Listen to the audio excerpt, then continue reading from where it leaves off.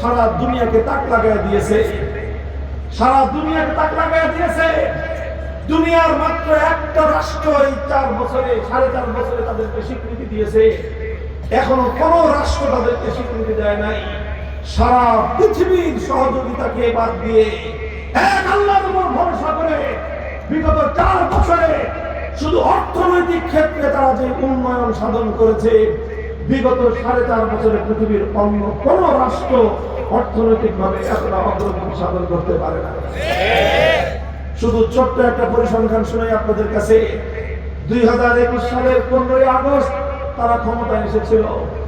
15ই August যখন তারা ক্ষমতায় আসে, তখন তাদের দেশের যে মুদ্রা, আমাদের দেশের মুদ্রার নাম কি? টাকা। ওই দেশের যে মুদ্রা আছে সেই মুদ্রার নাম হলো আফগানি। তাদের দেশের মুদ্রায় ডলার কিনতে গেলে $1 কেনার জন্য খরচ হইতো সেই দেশের 130 টাকা, অর্থাৎ 130 আফগানি। আর তখন আমাদের বাংলাদেশে $1 কিনতে গেলে খরচ হতো 100 টাকা। আজ 4 বছর পরে বিগত সেপ্টেম্বরে দেখে এসেছি, সেই দেশে এখন $1 কেনার জন্য 130 মুদ্রা লাগে না, 65 মুদ্রা দিয়ে $1 পাওয়া যায়। কত? প্রায় পুরাই অর্ধেক নিয়ে, আবার প্রায় অর্ধেক। 65 দ্বিগুণে 130, একেবারে পূর্ণ 100%, 100% তাদের দেশের মুদ্রার দাম বেড়েছে। আর আমাদের দেশের $1 দাম এখন কত? 122 টাকা, 125 টাকাও নেই। অর্থাৎ আমার দেশের মুদ্রার দাম কমেছে, বাংলাদেশের মুদ্রার দাম কমেছে 25%, তাদের দেশের মুদ্রার দাম বেড়েছে 100%। এটা তো চাক্ষুষ সেই দেশের অর্থনৈতিক অ্যাবিলিটি, সক্ষমতা কতটুকু যে তারা বৈষম্যের দেয়াল ভেঙে দিয়েছে। তাদের দেশে আসমান জমিনের সেই বৈষম্য এখন আর নাই।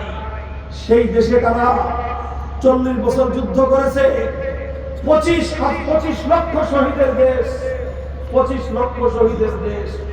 40 বছরে তাদের শহীদের সংখ্যা হলো 25 লাখ, আর আমাদের 9 মাসে শহীদের সংখ্যা 30 লাখ। আল্লাহ জানে। ইনশাআল্লাহ এটা বাংলাদেশের আরেকটা ঋণ, আরেকটা দায়। আল্লাহ যদি আমাদেরকে সুযোগ দেন, কোন রকম সুযোগ যদি পাই, সর্বপ্রথম 71-এর মহান মুক্তিযুদ্ধের বীর শহীদদের রাষ্ট্রীয়ভাবে তালিকা প্রণয়ন করব।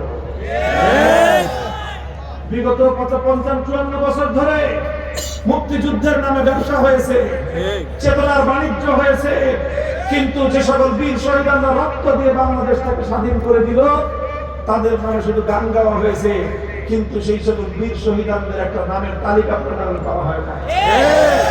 কেন প্রণয়ন করা হয় নাই? কাহিনী দেখে আমরা তো আলহামদুলিল্লাহ 2013 সালে শাপলা চত্বরে আমাদের যে সকল শাহাদাত বরণকারী শহীদরা রয়েছে, তাদের লাশ গুম করা হয়েছে সরকারিভাবে।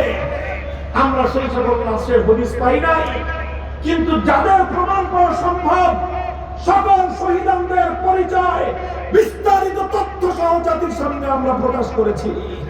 তাদের কবর কোথায়, তাদের জানাজা হয়েছে কোথায়, কে কোথায় শাহাদাত বরণ করেছে।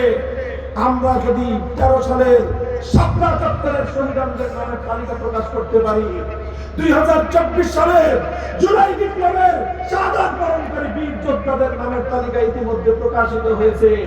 এগুলো যদি সম্ভব হয়, 71-এর মুক্তিযোদ্ধার মহান শহীদদের নামের তালিকা কেন হবে না? হয় নাই কেন জানেন?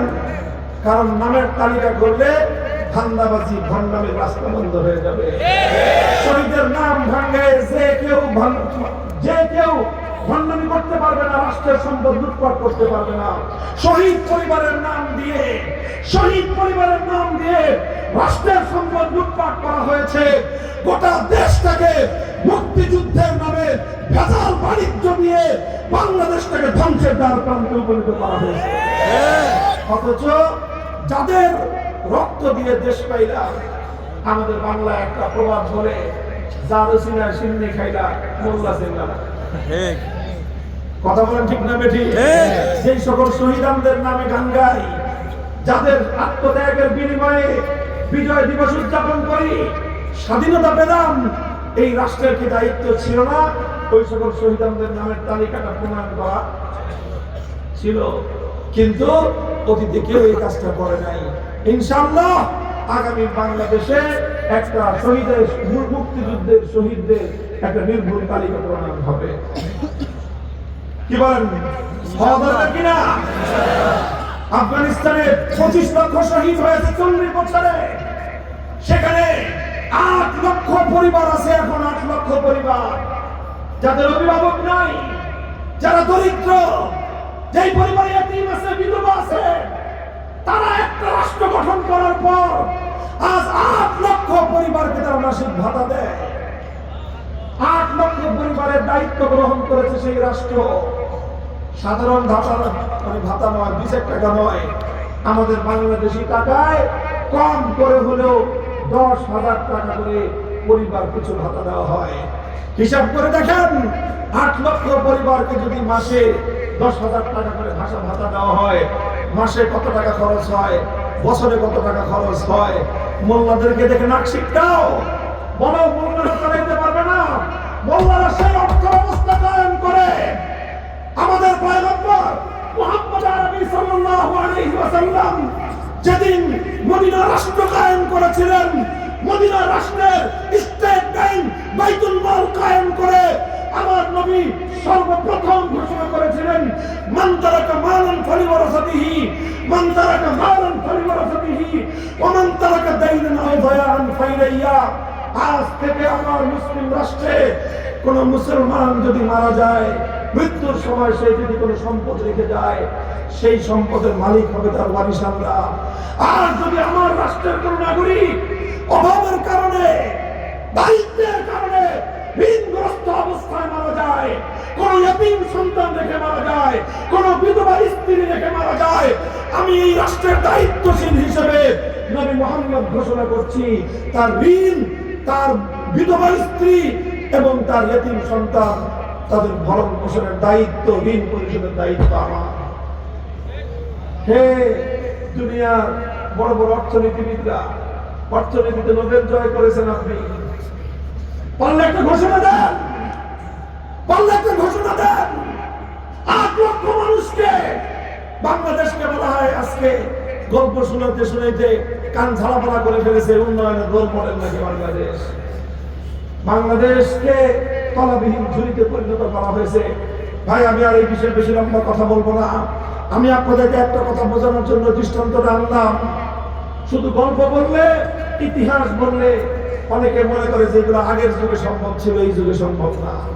এই জন্য বললাম যে না, এই যুগে সম্ভব। 280 কিলোমিটার লম্বা একটা নদী খনন করেছে তারা। সেই দেশের অন্যতম আয় রোজগারের ব্যবস্থা ছিল কি? আফিম চাষ হতো, হিরোইন চাষ হতো। হিরোইন আর আফিম সারা দুনিয়াতে সাপ্লাই করতে আফগানিস্তান। আলহামদুলিল্লাহ, মোল্লারা ক্ষমতায় আসার পর প্রথম দিন ঘোষণা করেছে, ইসলামের এই ভূমিতে আর কোন আফিম চাষ হবে না, কোন হিরোইন চাষ হবে না। আফিম আর হিরোইনের চাষ বন্ধ করে দেওয়ার পর বিশাল বৈদেশিক মুদ্রা আসার বড় রাস্তা বন্ধ হয়ে গেছে। দেশ চলবে কিভাবে? তারা বলেছে, না খেয়ে থাকলে আমরা পেটে পাথর বাঁধবো, কিন্তু এই মাদক উৎপাদন করে বিশ্ব সভ্যতাকে ধ্বংস করে টাকা উপার্জন করা আমাদের পক্ষে সম্ভব নয়।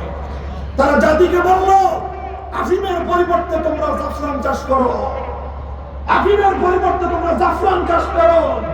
আল্লাহ পাক রব্বুল আলামিন বরকত দিলেন, সেই জমিনে এখন এমন জাফরান উৎপাদিত হয়, সারা পৃথিবীর ওয়ার্ল্ড ক্লাস নাম্বার 1 জাফরান এখন সেই মাটিতে উৎপন্ন হচ্ছে।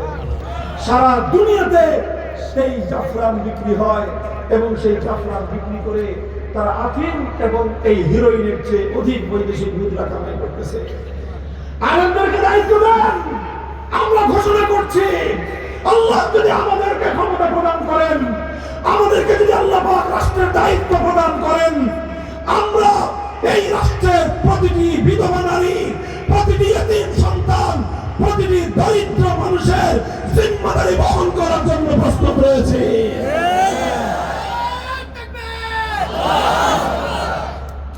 এটার জন্য ভাই খুব বেশি কিছু আসলে তো করার দরকার নাই, শুধু দরকার সুন্দর একটা বন্টন ব্যবস্থা করা দরকার। বাংলাদেশের মানুষ কিন্তু কম কামায় না, এই দেশে কামাই রোজগার কিন্তু কম নাই।